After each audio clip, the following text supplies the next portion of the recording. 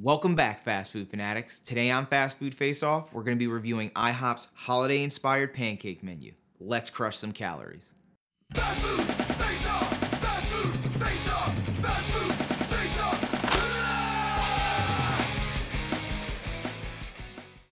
Nothing quite says the holiday season like breakfast, and nothing says breakfast to me like pancakes do. So that's exactly what we have going on today from IHOP.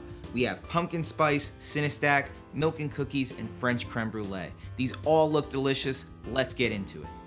First up, we have the Cinn-A-Stack pancakes. These basically just look like giant Cinnabon version of pancakes. I can't imagine these aren't gonna be delicious, right? So let's see how they taste.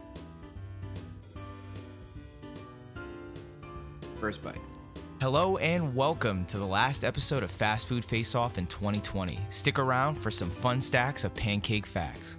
So exactly like what I thought they would taste like. You have that warm, kind of buttery cinnamon filling that they put inside of cinnamon rolls on top. And you have that traditional kind of vanilla glaze. And then you have the dollop of whipped cream, and then just the overall texture of the pancakes themselves. Absolutely delicious. I'm just gonna try to get through this as quickly as possible. I'll drop in a little bit here and there, but I'm just gonna smash this.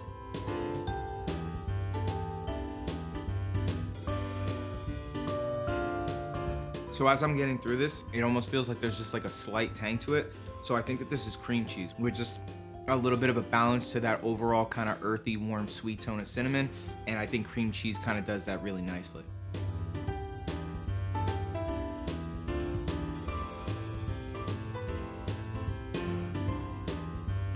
So I will say this too, for the overall texture of the pancakes, they're pretty good considering one, this is IHOP, and two, that I had to get these to go, so they were kind of almost steaming a little bit in the to-go containers. The overall texture and consistency of the pancakes is really nice. They're fairly airy and they're not overly dense and chewy, which sometimes you get when you get like fast food style pancakes or chain style pancakes. They almost come off rubbery sometimes, and that's not the case with IHOP.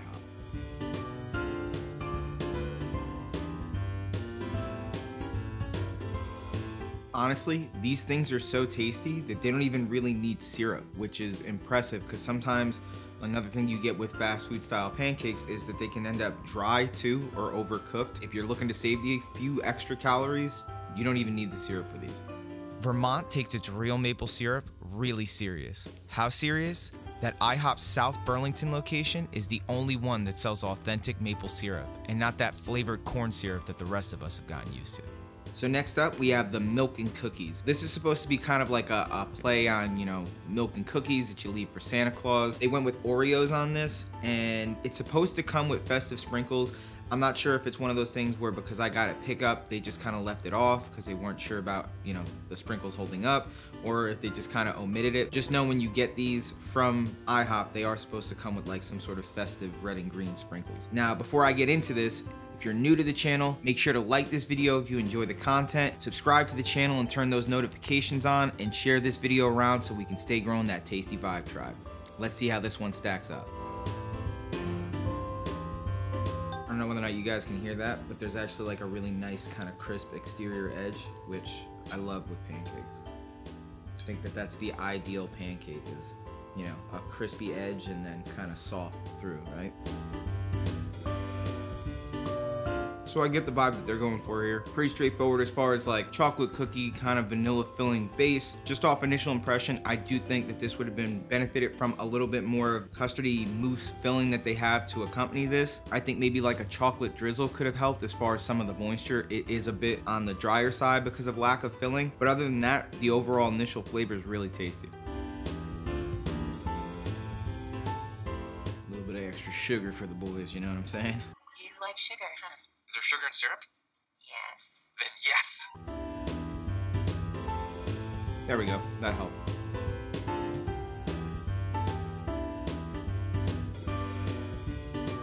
I also like how IHOP, they actually put Oreo bits inside, which I think give an added texture to this that kind of helps with the theming of it being milk and cookies.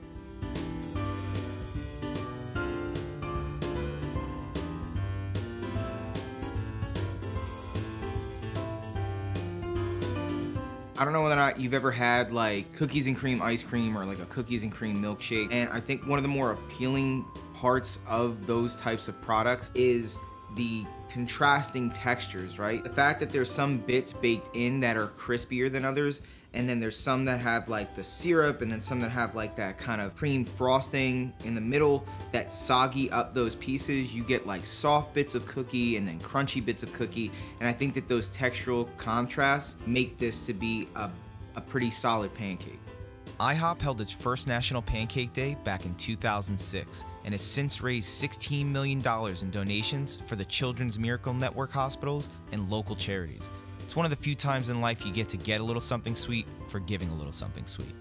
Next up is the French creme brulee pancakes. Something to note is that technically these aren't a part of the holiday menu. These are just, I think, a regular menu item at IHOP. I went with these because the actual menu item was basically a combination of the Cinn-A-Stack and the pumpkin spice ones. It was kind of a Cinn-A-Stack pumpkin spice deal. I just wanted to give a little bit more variety than essentially kind of repeating the same thing. And I also felt it kind of still had a little bit of the holiday vibe. And that's enough of that. Let's see how it tastes.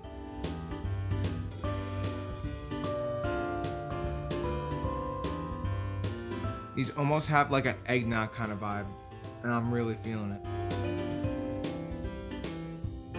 Yeah, there's definitely some kind of a custard or a pastry cream, and whatever that is very tasty.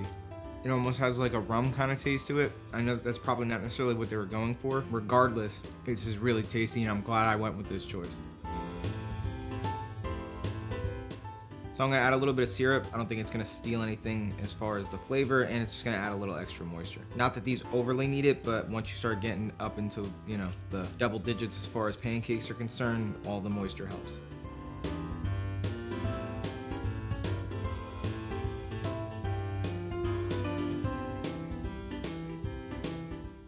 So I think I kind of figured out where like that lingering, almost alcohol style flavor profile is coming from. Whatever artificial vanilla flavoring that they put in this, because it's alcohol based, I think that that's just lingering just enough in a pleasant way where it's putting off like an eggnog kind of vibe. And honestly, if you wanted to punch this up yourself, like if you took this home, if you took this and just added like a bit of nutmeg on top, you pretty much would have eggnog pancakes.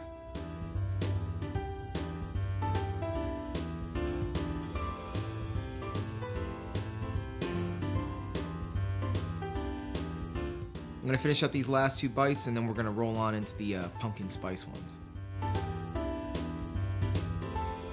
Okay, had to take the sweatshirt off because it was getting a little hot in here while I was eating.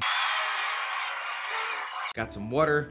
Just gonna finish this last stack up. This is the pumpkin spice one. They decorated this with candy corn for some reason, I guess to make it look a little bit more festive. Screams a little bit more Halloween than it does Christmas for me, so it really isn't in any of the pictures. It doesn't feel like it's gonna add anything to this. I'm just gonna take this off, and then I'm gonna get into this, all right? In 2003, a pair of scientists from Southwest Texas State and Arizona State University, equipped with a laser microscope and polynomial equations, mapped the topography of an IHOP flapjack to prove once and for all that Kansas is in fact flatter than a pancake. There is a pleasant like pumpkin spice flavor here. You get it more on the nose than you do on the back end. It kind of comes as quick as it goes, but it is nice. The only thing at this point, and I'm not even gonna gig IHOP on it, it's taking me a little bit to eat through all of these pancakes, so they are starting to get a little bit dry. I'm just gonna try to pour as much syrup as I can onto these, and then I'm gonna start getting through this. Measuring over 49 feet in diameter and weighing a little more than the average hippopotamus, the world's biggest pancake was made in 1994 in Manchester, England. And yes, the giant pancake, in order to qualify for the record, must be flipped and edible. I have a hard enough time flipping a regular sized pancake. As I'm actually getting through this, again, not that the pumpkin spice flavor is bad, but I understand why IHOP put out a Cinn-A-Stack version of this, where it's these pancakes with kind of that Cinn-A-Stack filling, because I was just about to say that I think what would have complemented this nicely is that cinnamon filling. I think that with these pumpkin spice pancakes would have definitely punched up the spice flavor in them, and I think it would have made it a more complete bite. So now that I'm almost done with this, I'm thinking about it, and I actually didn't grow up celebrating Christmas, so I didn't have like these years and years of holiday traditions saved up, but I started creating them with my family and then, you know, with my wife's family as I got a bit older. And a lot of those family traditions and holiday traditions are centered around food. One of them is definitely like Christmas Eve or Christmas morning, like having a really nice breakfast. I was just curious what it is that you guys do as far as holiday traditions that are, you know, involved with food. Let me know down in the comments section.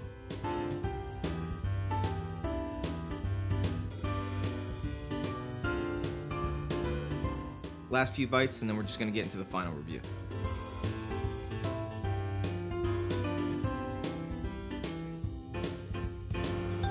So out of all 4 of the pancakes, which one of them was my preference? It would have to be somewhere between the Cinn-A-Stacks ones and then the French Creme Brulee ones. Those were both my favorite of the 4.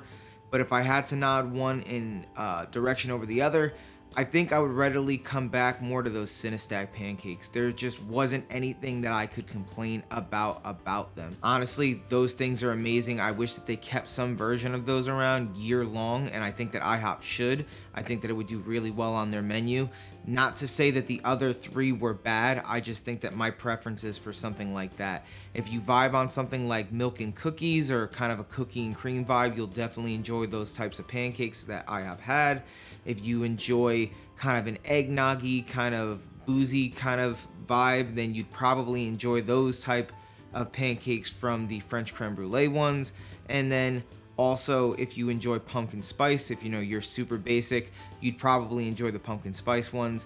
I would recommend, if that's something that you enjoy, definitely go with the Cinn-A-Stacks pumpkin spice ones, because I have a feeling that it's going to be better than just the plain pumpkin spice. So we're gonna have the calories posted right here.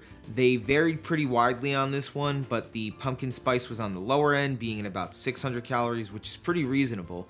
And then you have the higher end being at just under 1,200 calories with the milk and cookies, obviously because of the added Oreo cookie pieces. The cost on these was all the same. It was about 10 bucks, which for 4 loaded up pancakes and all of the kind of added things that they put on top of them is pretty reasonable. Yeah, that about wraps it up for us here. Remember, if you are what you eat, always eat amazing.